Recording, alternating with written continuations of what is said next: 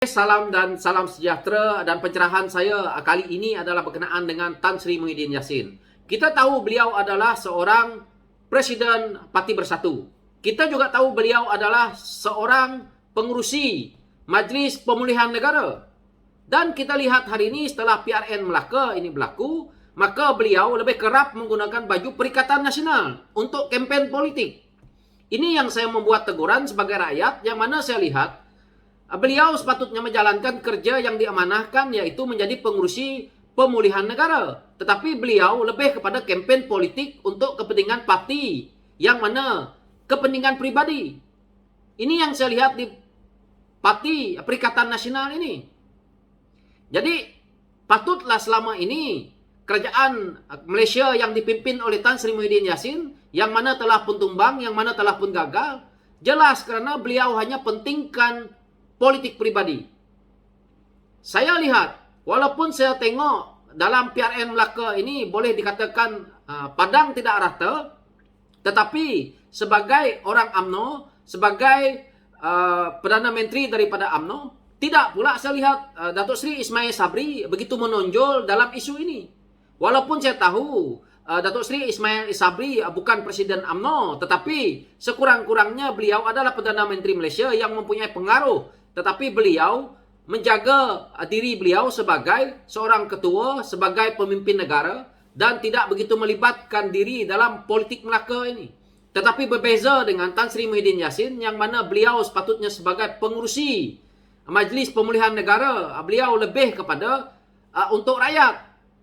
Ini tidak. Saya lihat beliau boleh dikatakan 24 jam di media sosial, beliau menggunakan baju Perikatan Nasional dan berkempen ke sana ke sini.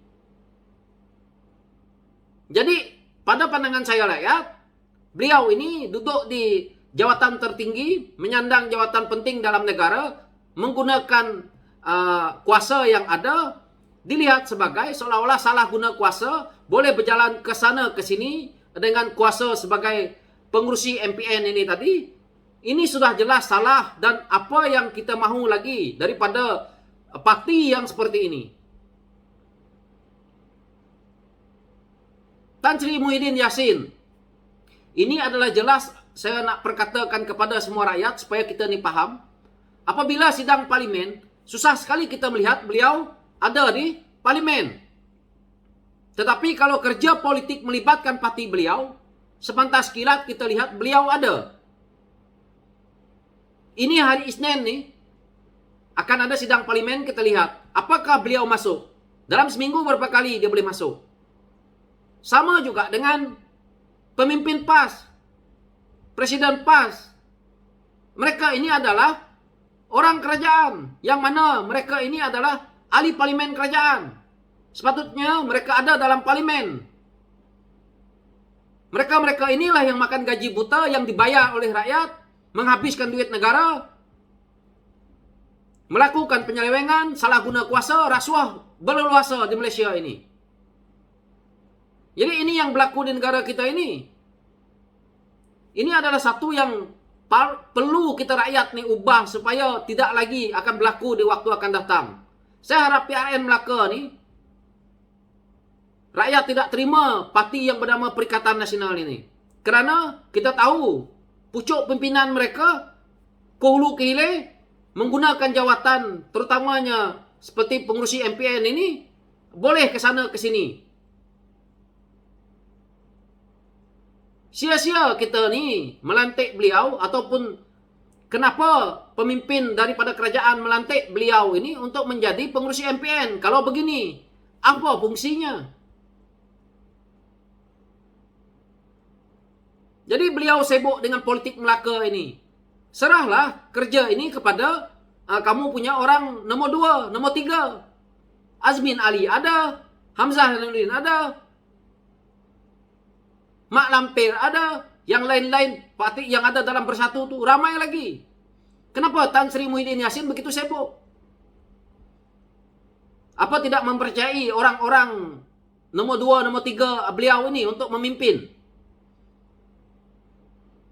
Itulah kita lihat pembelanjaan apabila Tan Sri Muhyiddin Yassin menjadi Perdana Menteri. Begitu boros sekali. Kenapa perkara ini berlaku? Karena mereka mengambil duit rakyat untuk dijadikan sebagai modal politik mereka apabila berkempen. Kita akan lihat nanti, jika Pakatan Harapan boleh menang PRU ke-15, maka perkara-perkara ini akan dibongkar oleh Pakatan Harapan. Tidak percaya, kita boleh lihat.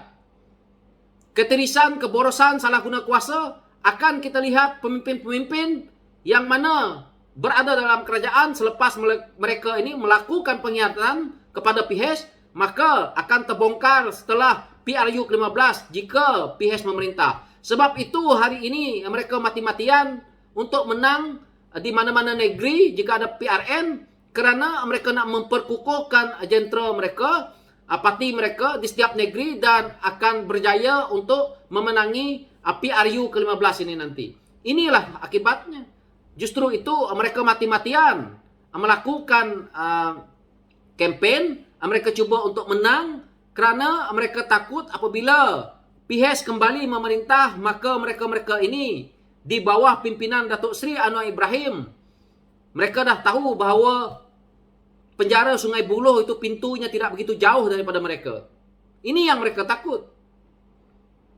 Kerana apa? Dah ada bukti apabila PIHES memerintah, yang mana kita tahu 1MDB yang selama ini dikatakan bahawa penipuan tidak pernah berlaku, dan 1MDB ini yang dikatakan sebagai fitnah. Hari ini Datuk Seri Najib didapati bersalah, 12 tahun penjara, denda lagi, masih boleh kulu kili sebab kerajaan ini kepunyaan mereka, tetapi bukan mandat rakyat. Kali ini parti-parti ini yang mana bersekongkol ini, saya harap rakyat Malaysia ni humban mereka. Mungkin kita tidak boleh humban pemimpin utama mereka untuk kalah, tetapi cukup kalau mereka jatuh dan menjadi pembangkang.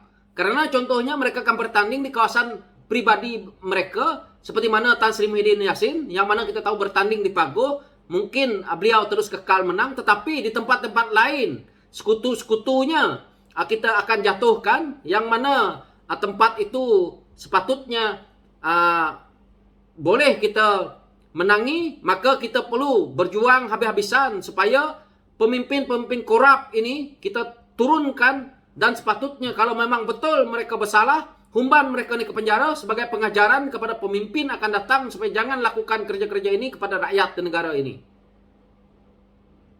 Ini adalah satu contoh. Jika kita tidak buat hari ini, maka sampai ke generasi akan datang, mereka-mereka anak muda akan mengikuti jejak langkah mereka-mereka yang tidak betul ini.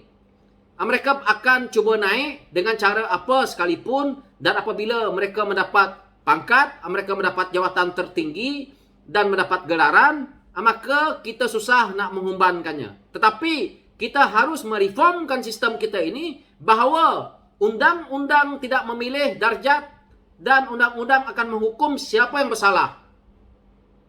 Kerana apa yang kita lihat hari ini, padang selalu tidak rata kepada siapa yang membangkang, dan ini adalah sangat bobrok sekali.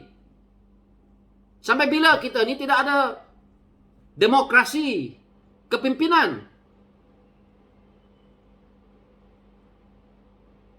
Asal ada jawatan saja salah guna kuasa. Asal ada jawatan salah guna kuasa. Hari-hari pergi berkempen boleh. Buat kerja untuk rakyat tak boleh. Jadi pengurusi pemulihan negara bukannya kecil untuk keseluruhan rakyat Malaysia ni. Tapi hari-hari pengurusinya pergi berkempen untuk Parti Perikatan Nasional. Aku benda lah macam ni. So inilah pencerahan saya, luahan hati saya berkenaan dengan isu ini. Saya rasa tidak salah saya membuat teguran ini, kerana inilah yang kita rakyat lihat, supaya ada perubahan daripada kita rakyat untuk melihat pemimpin kita ini bahawa mereka ini gila kuasa, menyusahkan kita rakyat. So inilah pencerahan saya. Sekian, terima kasih. Thank you.